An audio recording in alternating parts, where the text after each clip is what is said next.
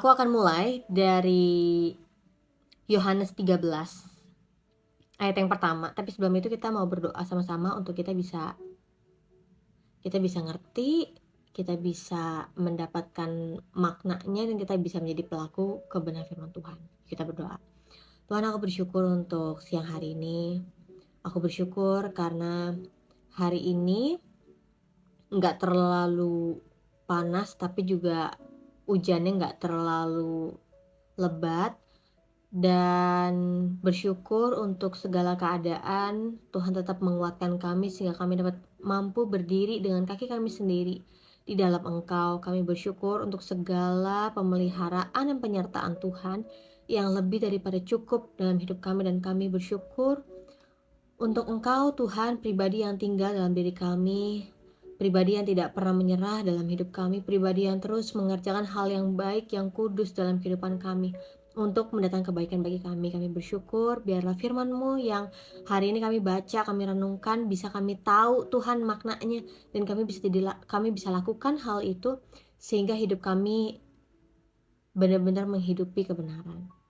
Terima kasih, aku percaya Tuhan, berapapun orang yang mendengarkan renungan di siang hari ini, Kau ada untuk meneguhkan mereka, menguatkan mereka, dan memberikan mereka sejahtera. Terima kasih dalam Tuhan Yesus, amin. 13 ayat yang pertama dari kitab Yohanes. Sementara itu, sebelum hari raya Paskah mulai, Yesus telah tahu bahwa saatnya sudah tiba untuk beralih dari dunia ini kepada Bapa. Sama seperti Ia senantiasa mengasihi murid-muridnya, demikianlah sekarang Ia mengasihi mereka sampai kesudahannya. Jadi udah mau mendekati hari raya Paskah.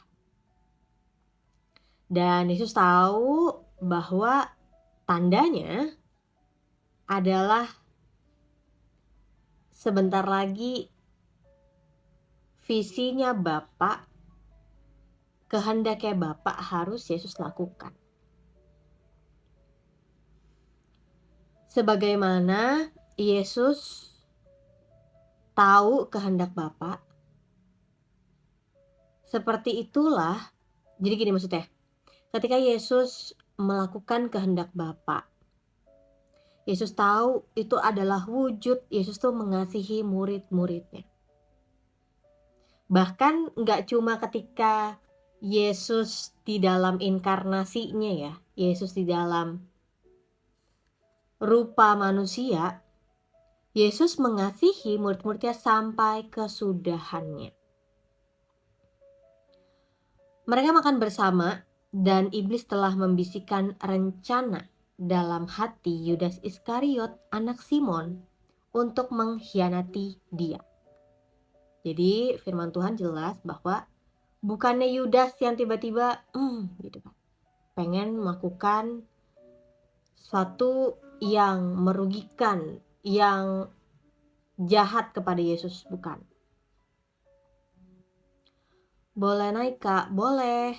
Kalau misalnya mau ngobrol, tapi aku lagi ini ya, sambil baca.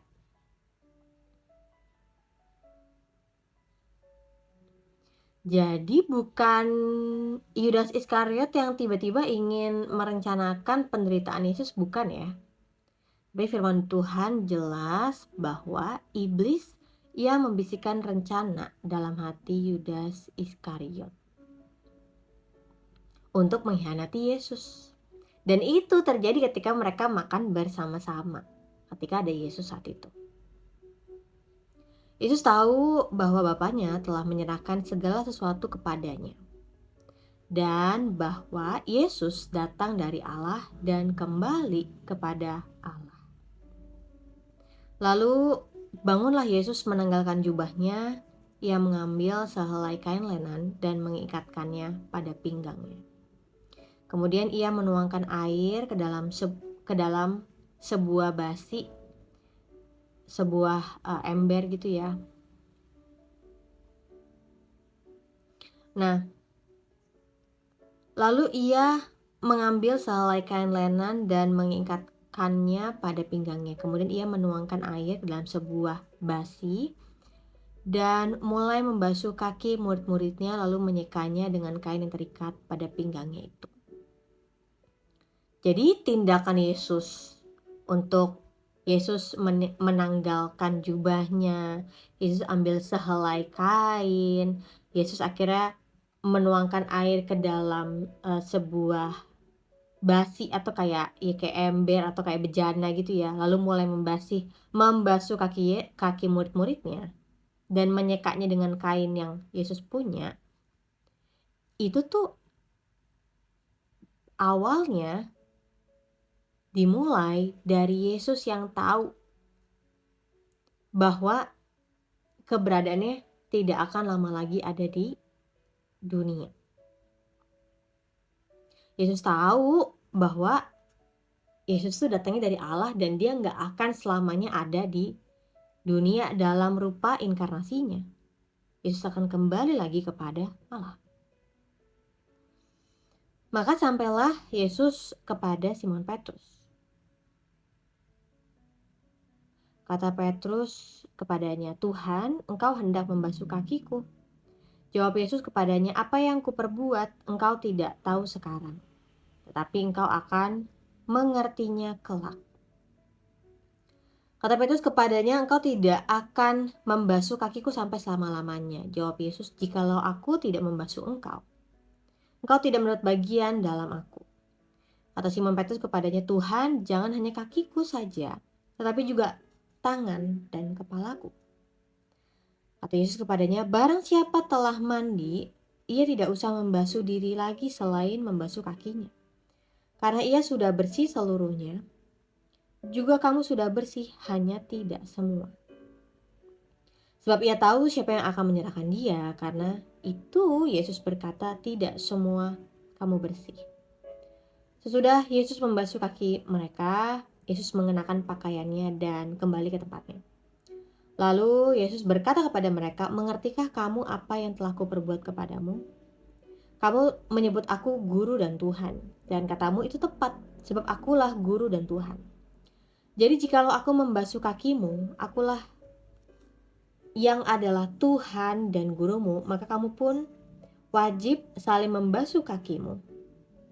Supaya aku telah memberikan suatu teladan kepada kamu, supaya kamu juga berbuat sama seperti yang telah kuperbuat kepadamu.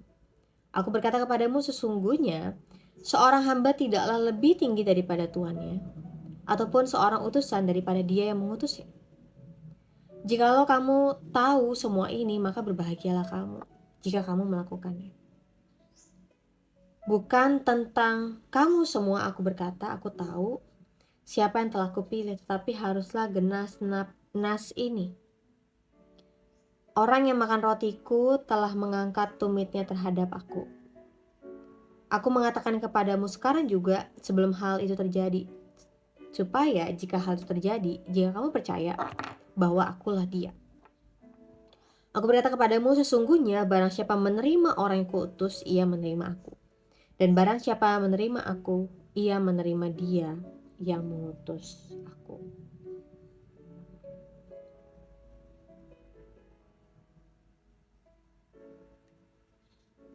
Ayatnya agak panjang, tapi ini tuh sebenarnya menceritakan peristiwa Yesus yang membasuh kaki murid-muridnya. Jadi kita tahu ya, kaki itu kan salah satu anggota tubuh yang paling kotor. Apalagi kalau mengingat orang-orang zaman dahulu tuh lebih banyak pakai sendal gitu ya, yang maksudnya ya terbuka, yang pasti kan kotor, penuh dengan pasir, debu gitu kan. Dan Yesus membasuh kaki para muridnya sebagai wujud bahwa Yesus itu mengasihi para muridnya. Yesus tahu bahwa waktunya nggak akan lama lagi nih bisa kumpul sama murid-muridnya terus. Karena Yesus tahu visinya Yesus datang ke dunia itu untuk mati, menderita, dan bangkit. Jadi setelah bangkit, Yesus akan naik ke sorga gitu. Yesus tahu Yesus tidak akan selama-lamanya ada di bumi dalam bentuk inkarnasinya, dalam bentuk rupa manusia. Dan Yesus tahu bahwa Yesus harus menunjukkan kasihnya kepada para muridnya. Jadi Yesus seorang pemimpin justru yang mau untuk membersihkan kaki para muridnya. Seharusnya yang melakukan seperti itu kan adalah seorang pelayan kepada Tuannya, benar gak? Seorang hamba kepada tuannya untuk membersihkan kaki, ya kan? Tetapi di sini justru Yesus yang membasuh kaki para murid.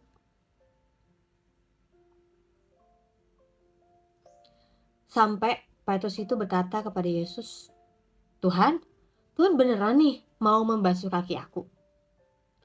Terus apa yang Tuhan Yesus jawab? Tuhan Yesus mengatakan, apa yang kuperbuat engkau tidak tahu sekarang, tetapi engkau akan mengertinya kelak. Jadi Yesus bilang, ini aku lakukan, tapi kalau misalnya kamu gak ngerti sekarang, gak apa-apa, tapi nanti kamu akan mengerti maksud dari tindakan Yesus membasuh kaki para muridnya. Terus Petrus bilang, engkau tidak akan membasuh kakiku sampai selama-lamanya. Jadi Petrus tahu bahwa ya sebelumnya Yesus kan udah mengatakan, sudah memberikan tanda gitu ya, bahwa hari penguburanku sudah dekat. Terang manusia itu tidak akan lama lagi berada bersama-sama dengan kamu gitu kan. Jadi selama terang itu masih ada, maka percayalah kepada terang itu. Jadi para murid itu juga udah denger gitu ya dari perkataan Yesus, dari kesaksian Yesus bahwa Yesus tuh gak akan lama lagi ada di dunia itu. Yesus bilang kepada Petrus, jikalau aku tidak membasuh engkau tidak mendapat bagian dalam aku. Menarik ya, karena dalam kepemimpinan Yesus itu benar-benar menunjukkan dirinya pemimpin tapi yang melayani. Karena kalau kita lihat pemimpin dengan pengertian duniawi adalah pemimpin yang banyak ngatur, ya kan? Pemimpin yang harus terima jadi, pemimpin yang harus dijunjung tinggi gitu kan. Pemimpin yang harus mendapatkan segala sesuatu dengan mudah, mendapatkan kehormatan, mendapatkan keuntungan gitu kan. Kayaknya yang menjadi pemimpin tuh enak banget ya, karena pasti selalu diusahakan untuk selalu senang, selalu menang ya kan, selalu mendapatkan posisi yang nyaman gitu. Tapi Yesus menunjukkan kasihnya kepada para murid dengan dia melayani para murid.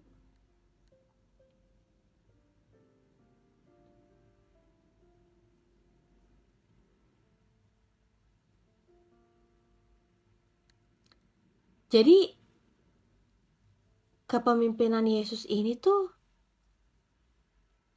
bagi kita tuh sebuah contoh yang gak biasa. Karena kok seorang pemimpin mau ya untuk membasuh kaki yang kotor? Kok mau ya seorang pemimpin justru yang melayani duluan, yang menunjukkan kasihnya duluan? Kalau kita kan kalau jadi pemimpin kayak, tunggu dulu, kamu mau jadi orang yang saya pimpin, kamu bisa kasih apa ke saya? Tetapi Yesus malah menunjukkan, ini loh, aku kasih contoh dulu. Ini aku lakukan dulu. Kalau nggak ngerti nggak apa-apa. Jadi itu yang banyak membuat aku tuh merenung tentang diri Yesus sebagai pemimpin. Nilai yang Yesus ajarkan, nilai yang Yesus tunjukkan itu benar-benar kontras banget dengan nilai-nilai yang kita dapat dari dunia sekitar kita.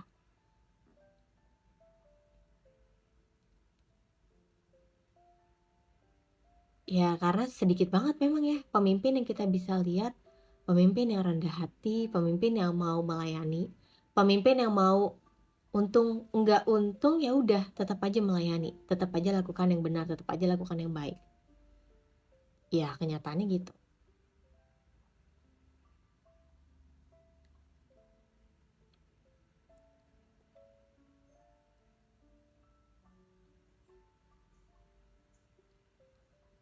Dan Yesus bilang bahwa kalau aku tidak membasuh kaki para murid, maka para murid tidak mendapat bagian di dalam Yesus.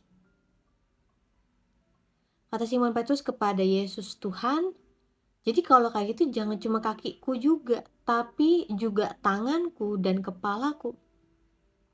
Tapi Yesus berkata, barang siapa telah mandi, ia tidak usah membasuh diri lagi selain membasuh kakinya. Karena ia sudah bersih seluruhnya, juga kamu sudah bersih, hanya tidak semua. Jadi Yesus bilang, iya kalau misalnya udah dibasuh kakinya tuh, sebenarnya tuh sudah sebuah wujud bahwa kita tuh sudah bersih. Meskipun tidak semua murid itu bersih. Maksudnya apa? Firman Tuhan bilang, sebab Yesus tahu siapa yang akan menyerahkan dirinya. Karena itu Yesus berkata, tidak semua kamu bersih. Dan sesudah Yesus membasuh kaki mereka, Yesus mengenakan pakaiannya dan kembali ke tempatnya. Terus Yesus tanya lagi, ngerti gak apa yang aku perbuat? Selamat melayani, salam dari Pendeta Jalan Indonesia. Selamat melayani Bapak Agus Kairos, Tuhan menguatkan, Tuhan memberikan kekuatan, Tuhan memberikan kesukaan dan hikmat untuk melayani banyak orang di tempat pelayan Bapak ya. God bless you. Oh ya, salam kenal Bapak Agus Kairos. Terus maju dalam Tuhan ya Pak. Oke, aku lanjut ya.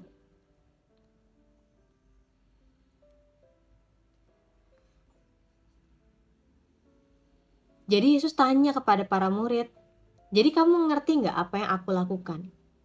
Tadi aku basuh kaki, lalu aku lap dengan kain yang ada.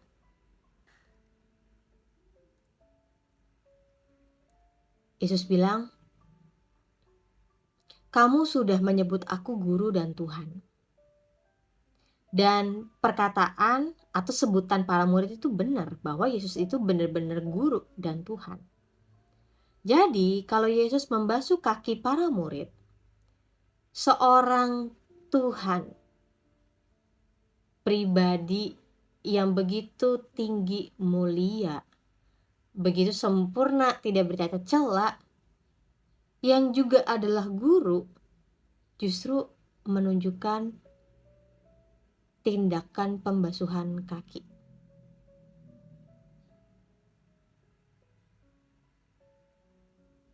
Maka kamu pun wajib saling membasuh kakimu. Sebab aku telah memberikan suatu teladan kepada kamu supaya kamu juga berbuat sama seperti yang telah kuperbuat kepadamu. Jadi kalau ingat seluruh kisah tentang pelayanan Yesus yang ada di bumi 2000 tahun lalu itu buat aku merenung secara dalam gitu ya. Kenapa? Karena Yesus itu datang ke dunia benar-benar dia jadi bukti, dia jadi saksi, dia jadi sebuah wujud yang nyata dari pribadi Allah. Cuma untuk bilang apa? Cuma untuk bilang tentang kebenaran, cuma untuk menunjukkan kebenaran, cuma untuk menunjukkan ini loh kerajaan Allah yang di dalamnya ada kebenaran, ada kasih, ada kesembuhan, ada jawaban doa, ada mujizat, ada pengampunan. Jadi benar-benar kalau Yesus nggak datang ke dunia, wah nggak tahu sih ini hidup kita kayak apa. Yesus tuh bener-bener jadi teladan. Kita kadang kalau ngelihat misalnya ada hamba Tuhan atau ada pendeta atau ada para pelayan Tuhan dan kita benar-benar senang karena kita lihat, wah melayani Tuhan, wah takut akan Tuhan, wah keluarganya benar-benar melayani Tuhan semuanya harmonis gitu ya. Tapi gimana ketika kita udah terkagum dengan beberapa figur dan kita tahu bahwa mereka tuh ternyata punya kelemahan, kita sadar bahwa mereka tuh manusia biasa. Kita ngefans, kita kagum terhadap seseorang, tapi kita lupa bahwa mereka tuh cuma manusia biasa. Ada kelemahannya, ada kekurangannya. Tapi kalau misalnya kita lihat, kita baca kitab Injil, Yesus itu benar-benar jadi teladan yang sempurna, yang agung. Makanya misalnya ada orang yang tanya ke aku, mau dong kak gitu kan untuk kayak kamu, mau dong kok bisa sih ngampunin orang kayak gitu, kok bisa sih untuk setia, kok bisa sih untuk tetap tulus aja gitu loh ke orang, kok bisa untuk tetap ngelakuin yang bener, yang baik meskipun akhirnya ngalamin kerugian, ngalamin penderitaan. Aku cuma bilang bahwa aku pun juga terbatas. Kadang-kadang aku lemah, kadang-kadang aku nggak tahu. Dalam perjalanan iman aku, kadang-kadang itu semua ngeblur, kadang-kadang aku nggak bisa kasih jawaban yang orang-orang butuhkan gitu ya ketika mereka bertanya. Dalam konseling ada banyak hal yang aku nggak bisa jawab gitu loh, pertanyaan mereka tentang kehidupan, tentang kenapa masalah ini ada, kenapa suami gue harus selingkuh, kenapa suami gue harus meninggalkan keluarga, kenapa banyak hal. Tapi aku cuma bilang bahwa aku sadar aku juga terbatas, tapi ada Tuhan yang tidak terbatas, dan makanya kita semua harus lihat ke pribadi Yesus yang tidak terbatas. Kita harus lihat bahwa itu loh, Yesus udah kasih banyak contoh dalam kitab Injil, cuma sayangnya kita yang nggak baca dengan lengkap. Padahal firman Tuhan udah sediakan untuk kita baca. Padahal Allah udah menyediakan untuk kita bisa baca, kita nikmati, kita makan sampai kenyang, kita dapat semua kebenaran untuk kita hidupin. Tapi ya begitu. Kadang karena lagi berat banget masalah, kita udah capek baca Alkitab. Atau kadang kayak udah terlalu nyaman, menyenangkan, semuanya udah begitu asik gitu ya, sampai akhirnya lupa lagi untuk mengenal pribadi Tuhan. Padahal aku percaya Allah tuh udah menjamin firman Tuhan, Allah udah menjaga firman Tuhan ini untuk kita semua baca, dan kita bisa tahu bahwa Tuhan udah kasih kita tuntunan untuk hidup di dalam iman. Jadi benar, Yesus itu adalah teladan agung. Yesus nggak ada cacat, nggak ada celah. Dan kita semua dalam proses hidup ini kita lagi mengejar satu hal untuk kita bisa serupa dan segambar sama Tuhan. Meskipun kita tahu nih daging lemah banget ya. Tapi kebayang nggak kalau setiap pemimpin yang ada bisa meneladani Yesus? Nggak lagi berantem cuma gara-gara dianggap rendah. Semuanya, apa ya,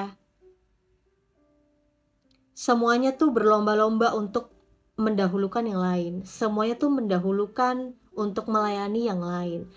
Para pemimpin berlomba-lomba untuk akhirnya bisa menunjukkan kasih mereka. Kayak, wow, indah banget, indah banget. Ya, tapi sayangnya kita tahu bahwa pemimpin pun juga dalam proses pembentukan Tuhan ya. Makanya kalau kita lihat pemimpin kita lagi lemah, kalau kita lihat pemimpin kita lagi apa ya, dalam tekanan penderitaan yang begitu sulit, ada berapa banyak waktu kita mendoakan pemimpin? Ada berapa banyak waktu kita itu mau untuk terus mendoakan para pemimpin kita? Ya mungkin kita nggak punya kesempatan ya untuk ngomong, permisi gitu kan, Pak saya lihat ini segala macam gitu kan. Tapi kalau misalnya kita sadar bahwa kita tahu kuasa doa itu adalah luar biasa gitu, apalagi kalau kita mendoakannya dengan penuh iman yang teguh dalam Tuhan, kita bisa lihat bahwa pemimpin kita itu benar-benar dijaga sama Tuhan. So kalau ngeliat pemimpin lagi lemah, pemimpin kita lagi bergumul, lagi ada masalah, atau lagi melakukan kesalahan, yuk kita berdoa bagi para pemimpin. Karena jadi pemimpin tuh gak mudah. Benar. Jadi pemimpin tuh gak mudah. Kalau jadi pemimpin itu mudah, semua orang jadi pemimpin. Tapi kenyataannya gak gitu kan. Kalau jadi pemimpin itu mudah,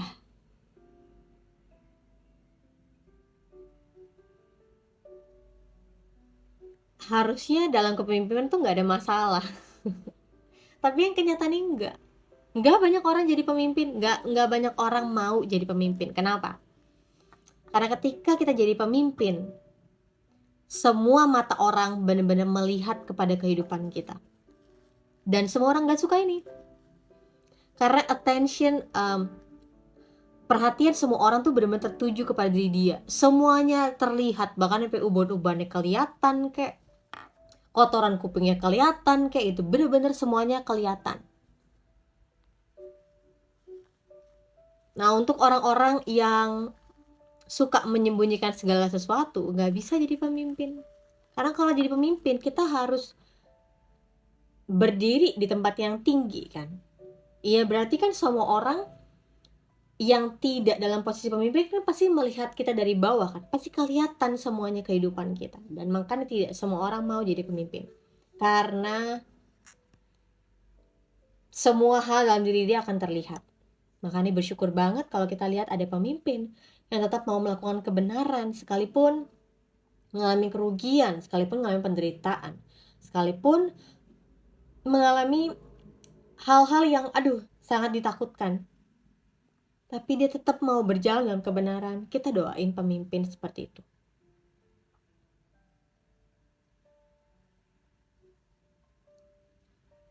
Jadi Yesus sebagai pemimpin udah kasih contoh bahwa Yesus itu membasuh kaki para murid supaya para murid itu melakukan hal yang sama dengan Yesus, yaitu membasuh. Yang kita lihat ya, para rasul kan juga akhirnya melakukan sebuah kebiasaan membasuh kaki ini gitu. Dan bahkan sampai hari ini juga ada deh beberapa komunitas yang melakukan khususnya para pemimpin yang akhirnya melakukan kebiasaan pembasuhan kaki ini sebagai wujud mereka itu saling mengasihi, mereka itu saling mengampuni, mereka itu saling mendahulukan untuk melayani gitu. Yesus katakan, aku berkata sesungguhnya seorang hamba tidaklah lebih tinggi daripada tuannya, ataupun seorang utusan daripada dia yang mengutusnya. Jikalau kamu tahu semua ini, maka berbahagialah kamu jika kamu melakukannya. Bukan tentang kamu semua aku berkata, aku tahu siapa yang telah kupilih. Tetapi haruslah genap nas ini, orang yang makan rotiku telah mengangkat tumitnya terhadap aku. Aku mengatakan kepadamu sekarang juga sebelum hal itu terjadi, supaya jika hal itu terjadi, kamu percaya bahwa akulah dia. Jadi Yesus aja yang adalah pemimpin, Yesus adalah Tuhan, Yesus adalah guru. Yesus kasih kasih contoh. Lihat nih hidup gue, aku jadi keinget dalam seminggu ini nih, aku kayak lagi teringat sama perkataan Yesus ketika Yesus itu ketemu sama para murid, dan khususnya ketika Andreas, awalnya kan Andreas itu adalah murid Yohanes. Beberapa murid Yohanes termasuk Andreas itu datang kepada Yesus, guru, engkau tinggal di mana gitu kan. Dan ketika Yesus mendapatkan pertanyaan dari mereka, ini baru pertama kali ketemu ya, terus langsung para muridnya nanya, Yesus engkau tinggal di mana? Dan Yesus katakan apa? Mari ikutlah aku. Kebayang kalau semua orang meneladani Yesus dalam kepemimpinannya, bahwa kalau kamu mau tahu tentang aku, lihat hidup aku. Berani nggak sih kita berkata kepada orang sekitar kita, kamu kalau mau lihat kebenaran, lihat hidup aku. Berani nggak kita? Belum berani. Belum berani, nanti orang mah ngeliat gue jeleknya aja. Belum berani, orang gue masih nggak bisa nih untuk berhenti dari kebiasaan bohong gue. Gue belum berani nih untuk bisa terbuka sama orang lain tentang ada banyak lah kegalauan dalam hati gue. Ada banyak hal-hal yang kebiasaan buruk, kebiasaan jahat yang masih gue lakukan. Berani gak sih kita untuk bilang, lihat hidup gue, maka lo akan tahu kebenaran. Berat banget. Kan gak ada manusia sempurna. Iya betul, gak ada manusia sempurna. Tapi maksudnya gimana upaya dari kita? Kita mau tetap berdiri gak dalam kebenaran? Kita mau tetap lakukan kebenaran gak? Kita mau tetap katakan kebenaran gak? Meskipun kita tahu kebenaran itu mahal banget harganya. Jadi aku dari seminggu ini nih banyak keinget sama ayat itu. Kayak Yesus tuh keren banget. Dia sebagai pemimpin, dia gak banyak promosi lewat visi misinya ya kan. Dia gak banyak promosi lewat nanti program gue gini nih. Dia gak banyak cerita kalau dulu tuh gue lulusan ini, dulu tuh gue pengalaman ini. Enggak. Tapi Yesus memberikan sebuah kalimat sederhana kepada orang-orang yang mencari tahu tentang dia. Yesus cuma katakan, lihat hidup gue, yuk, lihat hidup gue.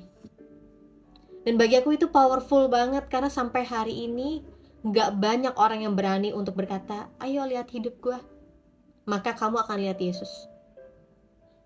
Kebayang kalau setiap kita orang percaya, kita punya keberanian untuk katakan, kalau mau lihat Yesus, ayo lihat hidup aku. Karena aku percaya Yesus ada di dalam aku, Yesus berkarya dalam diri aku, maka kamu akan lihat buahnya. Sulit ya untuk melakukan hal itu, karena kita merasa kita belum percaya diri sebegitunya bahwa kita udah benar-benar melakukan kebenaran. Ini yang sering terbalik ya, aku lagi bahas di IG aku hal-hal yang kebalik dalam kekristenan. Kita mengira ketika kita melakukan yang benar, ya kita harus melakukan yang benar supaya kita diterima sama Tuhan. Kita harus berkata yang benar supaya kita diterima Tuhan.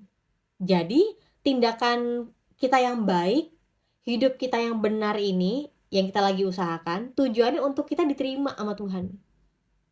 Itu kebalik. Kita tuh udah diterima sama Tuhan. Kita tuh udah diangkat jadi anaknya. Kita tuh udah dibersihkan dari setiap dosa kita. Jadi kalau kita lagi belajar untuk hidup benar, belajar untuk berintegritas, belajar takut akan Tuhan, itu bukan kita ngejar berkat, kita bukan ngejar penerimaannya Tuhan. Kita udah diterima kok. Jadi buat apa kita berbuat baik? Buat apa kita hidup takut akan Tuhan? Buat apa kita melakukan yang benar? Buat apa? Karena identitas kita tuh udah ada dalam Tuhan. Dan kita harus hidup sesuai identitas kita. Nah ini yang banyak orang Kristen kebalik ya kan. Banyak orang Kristen tuh masih belum hidup sesuai dengan identitasnya. Contohnya gini ya. Ada orang yang pernah bilang sama aku kayak gini. Kamu tuh harusnya pelayan Tuhan ya.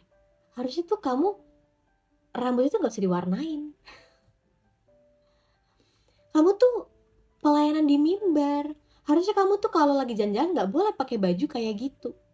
Jadi kita diajarin bahwa kita itu harus pakai baju yang benar, kita harus pakai warna rambut yang normal gitu ya.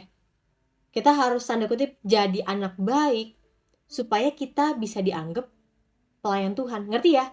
Fokusnya supaya kita dapat pengakuan bahwa kita adalah pelayan Tuhan. Kebalik. Justru karena kita pelayan Tuhan, kita tahu kita bisa memilih mana yang benar, mana yang salah.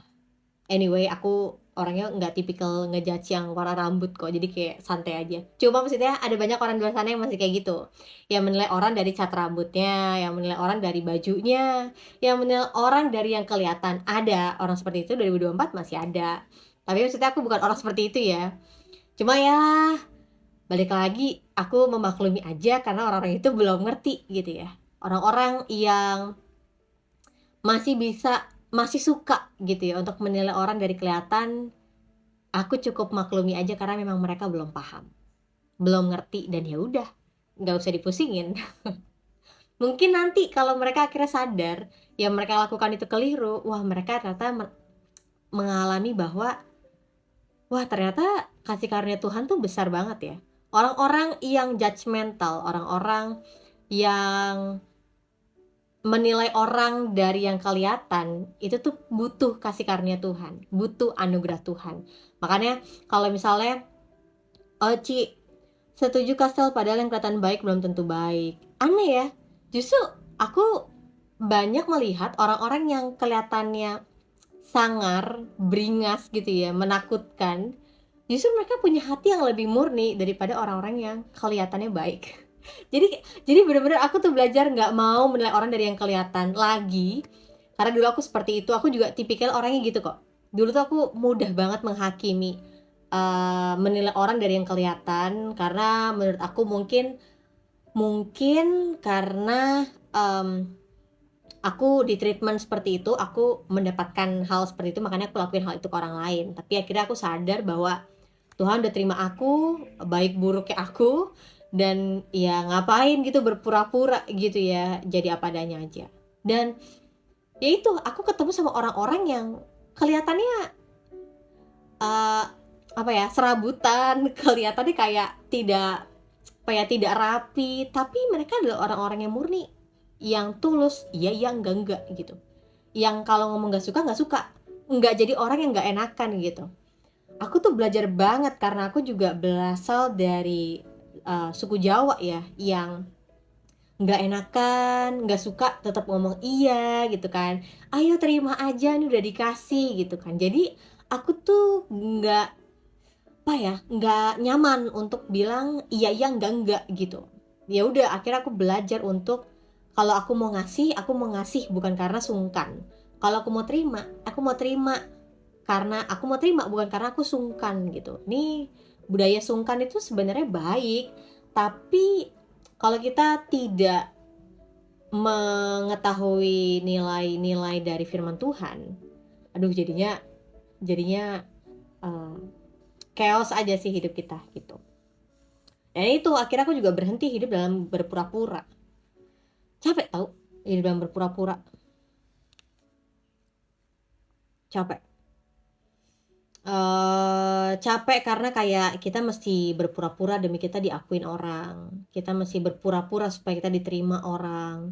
Kita berpura-pura supaya kita dianggap baik, supaya kita dianggap kalau kita tuh pinter, kalau kita tuh harus dapat pengakuan bahwa kita tuh adalah orang yang layak untuk dihormatin. Pada kenyataannya penilaian orang tuh nggak penting. Bener. Sejauh kita udah lakukan apa yang benar di mata Tuhan, cukup. Penilaian Tuhan itu jauh lebih penting dalam hidup kita ketimbang kita selalu ngejar-ngejar penilaian manusia. Itu yang aku bagikan kemarin di renungan firman Tuhan di hari Jumat, bahwa ada beberapa orang Yahudi yang udah menyaksikan Lazarus dibangkitkan dari kematian, yang menyaksikan Yesus melakukan mujizat gitu kan. Tetapi meskipun dalam hati mereka percaya, tapi mereka dalam perkataannya mereka nggak berani itu untuk mengakui bahwa mereka percaya kepada Yesus. Kenapa? Karena mereka masih takut terhadap penilaian manusia. Mereka masih mencari itu penilaian manusia ketimbang penilaian Tuhan. Nah, ketika baca firman Tuhan itu kayak, ini bagus banget. Karena memang betul penilaian Tuhan itu jauh lebih penting daripada penilaian manusia. Kenapa? Kenapa penilaian Tuhan tuh jauh lebih penting daripada penilaian manusia? Kenapa? Ya karena yang pegang hidup kita Tuhan. Yang tahu diri kita itu Tuhan, yang ciptakan kita itu adalah Tuhan. Jadi nggak perlu kita pusingin penilaian manusia, karena mereka nggak tahu kita. Dan mereka juga bukan ciptakan kita, jadi mereka nggak tahu begitu berharga diri kita. Makanya kita perlu tahu identitas kita di hadapan Tuhan, supaya kita nggak cari identitas di luar. Itu yang aku lagi tulis di draft buku yang lagi aku tulis. Semoga 2023 bisa jadi. Kita nggak perlu untuk cari identitas dari pengakuan orang lain. Kalau Tuhan udah bilang kita berharga, Tuhan udah bilang kita sempurna, Tuhan bilang kita adalah orang yang dikasihi oleh Tuhan, Tuhan bilang bahwa aku tuh udah mati 2000 tahun lalu, itu untuk kamu loh, karena kamu tuh begitu berharga. Itu enough bagi kita, cukup. Dan karena Tuhan itu tidak berubah, maka perkataannya juga tidak akan pernah berubah. Kalau Tuhan bilang bahwa kita sudah diterima olehnya, kita sudah dibenarkan olehnya, kita disucikan olehnya, itu udah cukup. Kita terima itu. Ada amin? Nah, jadi itu tuh jadi agak panjang ya aku hari ini. Tapi pembahasannya sebenarnya tadi tuh mengerucut awal mulai dari Yesus yang memberikan teladan seorang pemimpin.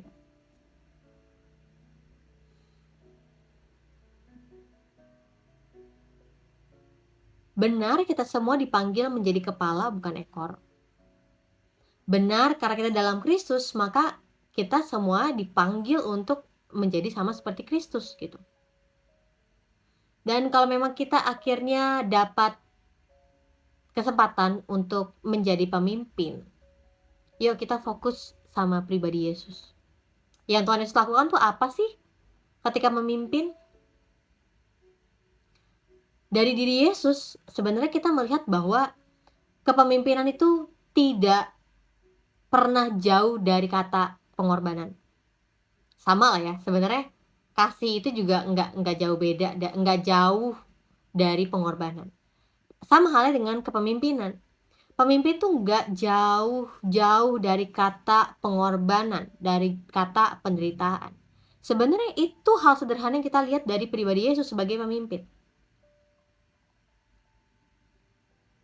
Bahwa Yesus datang, turun dari surga dengan segala kenyamanannya, dengan segala pelayan yang ada, ya kan, para malaikat, dengan segala kemewahan, kecukupan, bahkan kelimpahan yang ada.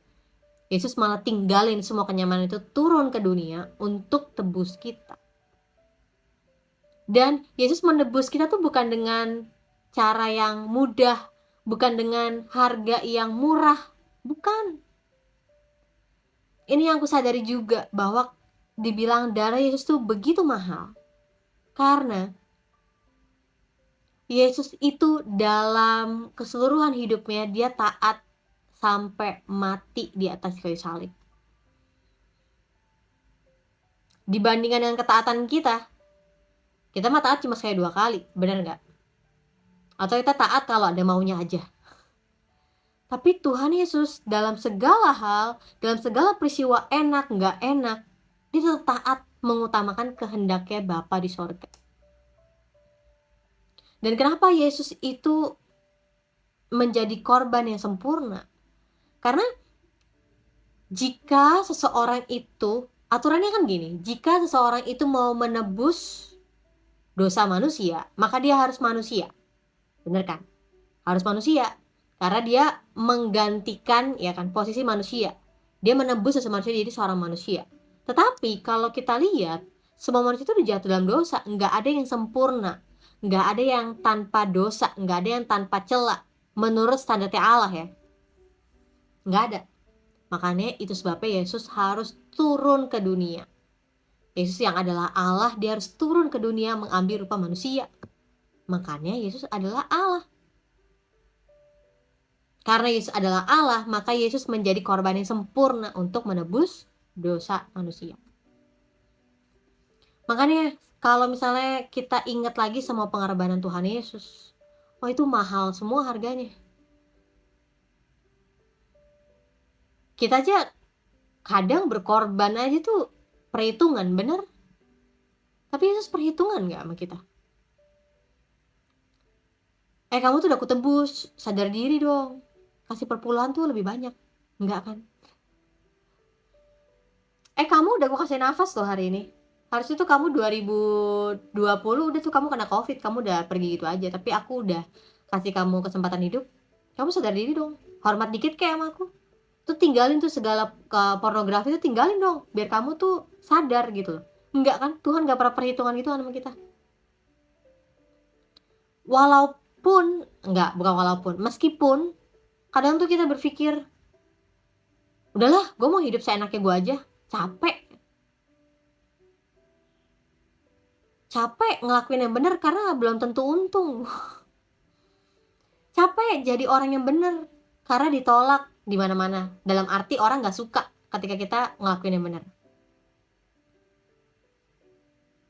Dan kita memilih untuk kita hidup seenaknya aja. Ya hidup gue. Dan hidup cuma sekali. Loh justru karena kita hidup sekali, kita mesti hati-hati.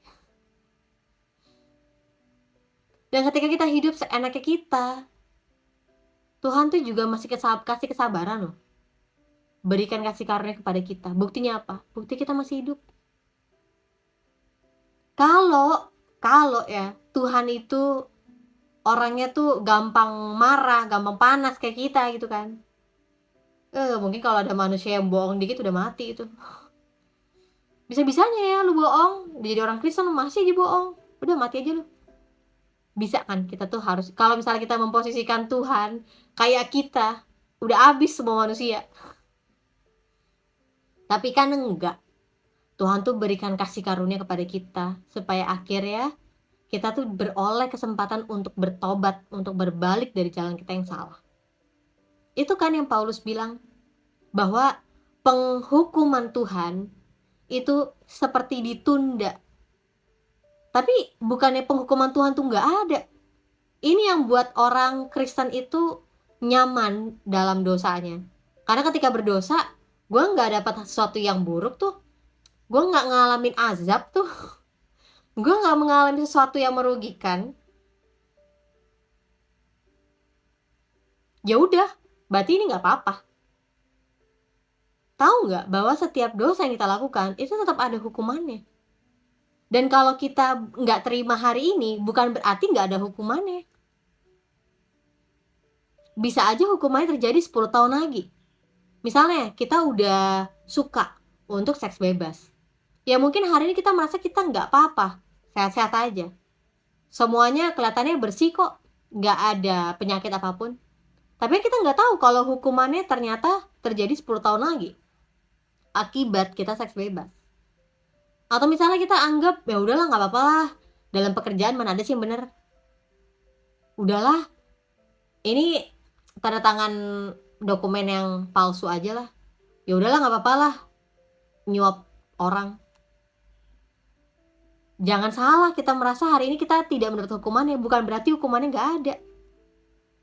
Atau bisa kita merasa kayak, lah itu orang-orang yang korupsi keluarganya happy-happy aja, selama hidupnya bahagia-bahagia aja. Jangan salah, kalau hukuman kita nggak terima saat ini, ya nanti waktu kita mati. Makanya Paulus bilang penghukuman Allah itu ditunda karena Allah itu mau menunjukkan, mau memberikan kesempatan bagi kita supaya kita bisa bertobat dan berbalik dari jalan kita yang salah. Jangan salah loh, penghukuman kita tuh atas penghakiman atas segala dosa kita tuh bakal terjadi. Nanti seluruh manusia dikumpulin, seluruh manusia akan dihakimi. Nah makanya ketika kita sadar bahwa yang kita lakukan ini itu keliru, salah, gak benar di mata Tuhan. Kita tahu bahwa Tuhan Yesus sudah tebus kita dengan harga yang mahal. Kita jadi sadar bahwa Tuhan, ternyata saya tuh bodoh sekali ya. Sampai akhirnya saya bisa melakukan banyak hal yang buruk kayak gitu. Wah ternyata Ternyata Tuhan panggil saya tuh untuk saya bisa dilepaskan dari setiap belenggu dosa ini ya, kebiasaan buruk ini ya. Oh, ternyata 2000 tahun yang lalu tuh Tuhan tuh mati menebus hidup saya, supaya saya bisa menang dalam setiap tipu muslihat iblis ya. Iya, makanya coba deh, kematian,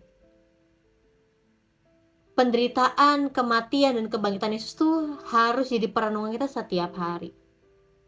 Bukan cuma ketika kayak lagi Paskah atau Jumat Agung, enggak. Iya ya, Tuhan Yesus tuh udah mati supaya saya tuh bisa dapat kehidupan yang kekal ya. Nggak cuma nanti kita bisa dapat hidup kekal di surga, tapi supaya kita bisa lepas dari kuasa dosa. Dan kuasa dosa tuh nggak bisa kita kalahkan dengan kita berpuasa, atau kita kalahkan dengan kita berdiam diri gitu, nggak bisa. Perlu firman Tuhan, perlu kuasa kebangkitan Yesus yang buat kita tuh bisa menang lawan dosa. Perlu kuasa Roh Kudus yang membuat kita tuh bisa menang melawan dosa itu. Aku tahu lah, dosa tuh enak banget, nyaman banget, iya. Tapi sekali lagi, Tuhan tahu bahwa dosa itu tuh sangat menghancurkan manusia. Dosa tuh sangat bukan cuma menghancurkan manusia secara yang kelihatan ya, tapi tabiat kita tuh jadi rusak. Pikiran kita tuh jadi rusak gitu, nggak sesuai dengan desain Allah pada mulanya. Makanya tiap kali kita baca firman Tuhan, segala perintah Tuhan, segala larangan Tuhan, itu baik. Karena kita nggak sadar, kita nggak paham artinya apa ya. Tapi itu sebenarnya baik. Dan kalau kita mau lakukan itu dengan setia, kita mau lakukan itu dengan kepercayaan yang penuh, kepercayaan yang gimana ya, yang buta aja gitu, yang ya udah ikutin aja. Kita nanti lihat buahnya. Karena aku percaya Roh Kudus itu kasih buah itu nyata banget, manis banget, indah banget dalam hidup kita. Dan nggak ada satupun dari kita yang bisa menghasilkan buah roh. Buah roh itu hanya bisa dihasilkan ketika kita ada di dalam Tuhan, ketika kita ada di dalam Roh Kudus. Ya, jadi kita nggak bisa mengusahakan tuh kasih, ya kan? Jadi kalau misalnya lagi berat, kenapa ya kok berat untuk melakukan kasih? Kok aku berat ya untuk berbelas kasihan? Kok aku berat banget ya untuk bisa punya kesabaran? Ingat lagi, apakah kita benar-benar bergantung kepada Roh Kudus sebagai roh yang memberikan buah dalam hidup kita? Ya, itu sih yang mau aku bagikan teman-teman dari renungan firman Tuhan hari ini. Karena tadi aku juga baru mulainya jam 1:30. Aku baru lihat lagi ya di kolom komentar.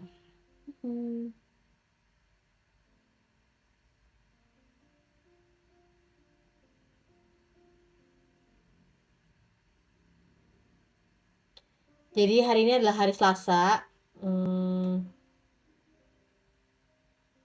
Hari ini adalah hari Selasa. Kayaknya besok tuh aku nggak akan live karena aku ada kegiatan. So kita ketemu hari Kamis sekitar jam 1 atau jam 2 siang.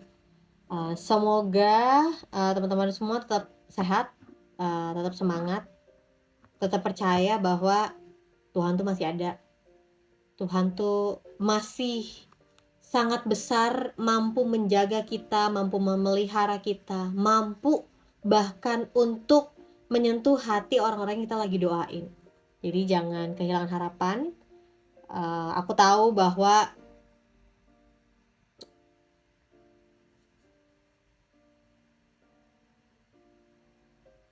kehidupan ini bisa terjadi tidak sesuai dengan harapan kita, tetapi bukan berarti Tuhan itu jahat, atau bukan berarti Tuhan itu nggak ada. Justru ketika kita makin melihat bahwa dunia ini makin jahat, ada banyak hal yang terjadi justru bertentangan dengan prinsip firman Tuhan, kita makin sadar bahwa kita makin perlu Tuhan untuk kita bisa hidup dalam kebenaran. Kita akhirnya melihat kontrasnya, ternyata benar ya, nilai yang dunia ajarkan dengan nilai yang Tuhan Yesus ajarkan tuh berbeda banget. Iya. Tapi jangan berhenti sampai situ, jangan takut ngerasa sendirian, jangan takut merasa menjalani hidup ini sendirian, karena ada Tuhan yang bekerja dengan cara-cara yang kita nggak pernah sangka. Ada Tuhan yang bisa bekerja, bahkan mengubah keadaan yang buruk untuk mendatangkan kebaikan bagi kita. Jadi jangan kehilangan harapan, jangan kehilangan iman, tetap teguh karena itu yang benar di mata Tuhan, itu yang tepat respon kita sebagai orang percaya saat ini. Kita mau tutup berdoa? Ya, tutup berdoa. Yuk aku berdoa. Tuhan, aku bersyukur untuk siapapun yang mendengarkan firman Tuhan hari ini, renungan firman Tuhan hari ini. Aku percaya Kau ada menguatkan mereka Tuhan, Kau ada memberikan hati kasih yang mula-mula Tuhan, hati yang murni, yang tetap bisa berpegang kepada kebenaran, tetap bisa menghidupi, yang tetap memilih Yesus dibandingkan apapun. Kami tahu Tuhan, keputusan memilih Yesus adalah keputusan setiap hari. Dan biar Tuhan ada beserta dengan kami, Tuhan ada memelihara menyertai kami, Tuhan ada untuk pegang masa depan kami, sehingga kami bisa tenang, kami bisa aman dalam Engkau.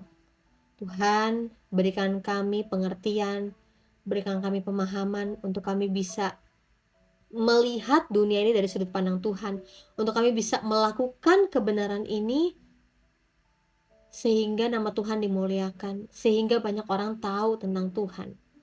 Dan Tuhan ajar kami terus sehingga kami jadi murid-muridnya Tuhan, karena kami percaya setiap kami yang adalah murid-muridnya Tuhan, yang melakukan firman Tuhan, kami percaya bahwa firman Tuhan itu membebaskan kami dari setiap belenggu dosa. Firman Tuhan itu membebaskan kami dari banyak hal yang kami tidak sadari, dan kami bersyukur atas hal itu. Terima kasih Tuhan, berkat-Mu melimpah dalam kehidupan kami. Dalam Tuhan Yesus, amin. Oke teman-teman semuanya, God bless you.